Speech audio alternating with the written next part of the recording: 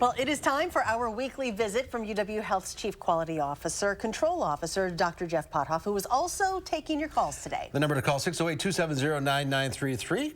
Welcome back, Doctor. Hey, good to see you guys. So some news from the UW and Meriter concerning masks. Yeah, so I mean, like a lot of other health systems, after looking at the data for a good number of weeks now, we felt comfortable saying that in some areas, low-risk areas, ambulatory clinics, masks are recommended, but for the most part, optional in those areas.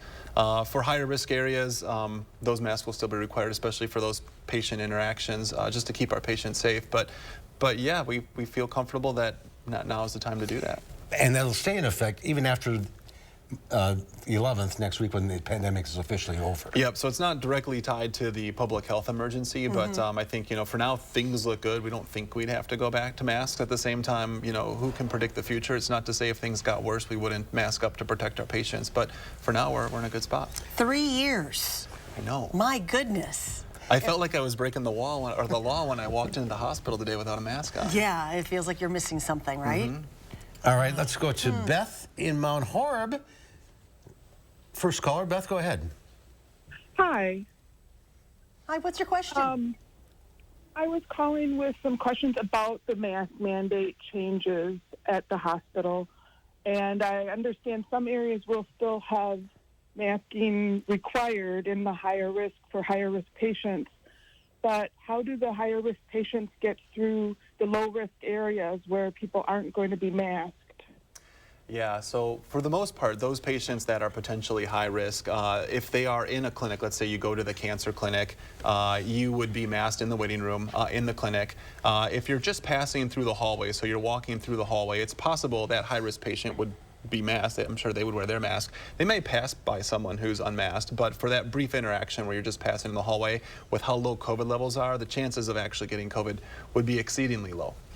And what's it got to be within 6 feet of somebody for a certain period of time? Yep, so that brief kind of encounter, especially when we're not seeing a lot of COVID, not particularly concerning. And how are COVID levels right now? They're low. We continue to have patients with COVID. We'll always have patients with COVID, but not only are hospital COVID volumes somewhat low, but even community COVID levels are continuing to decline. Okay. All right, next caller, Sandy from Verona. Hi, Sandy. What is your question? I'm wondering, both my husband and I are take either immunosuppressant drugs or have a condition like leukemia. Are we supposed to be getting another booster in the near future? Yeah, so the answer to that is absolutely. So a couple weeks ago, a second bivalent booster was approved for 2 groups of patients.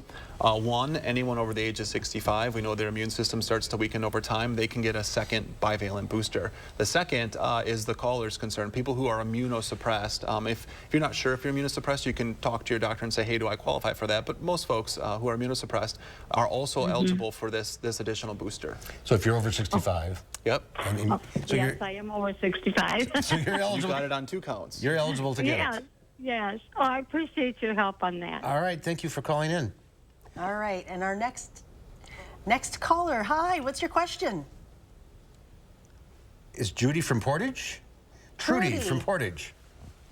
Yes, Dr. Pothof, I was tested positive 2.5 years ago because I lost taste and smell. Otherwise, I wasn't sick.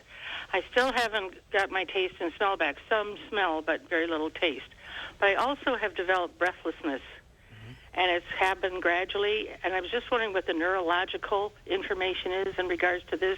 I am doing pulmonary rehab as we speak. Gotcha. No, that's a good question. So it's surprising, this taste and smell issue. I know people who years later don't have that back completely.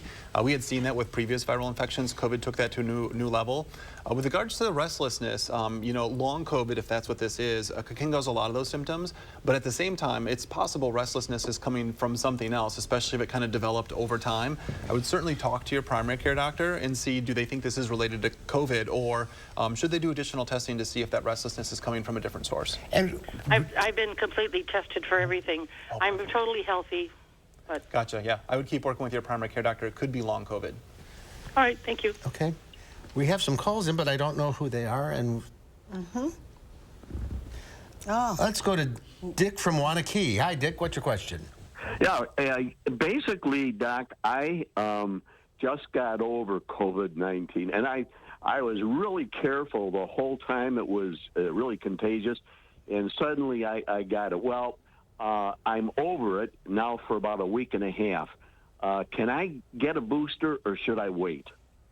Yeah, this is a question that we hear pretty commonly. So after you've had COVID-19, there is nothing that makes getting a booster a problem. So you absolutely could go out and get a booster dose. At the same time, there's pretty good data that says after you've had COVID-19, your likelihood of getting COVID-19 again is pretty low, at least for the next 90 days or so.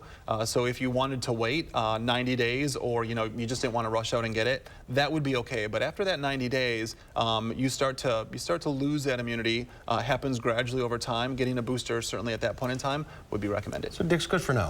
He's good for now. All right. 3.5 years plus, we're still taking I COVID know. questions. Thank you all for calling in. We appreciate it. Dr. Jeff Pothof, thank you for joining us Thank you. today. Good being here.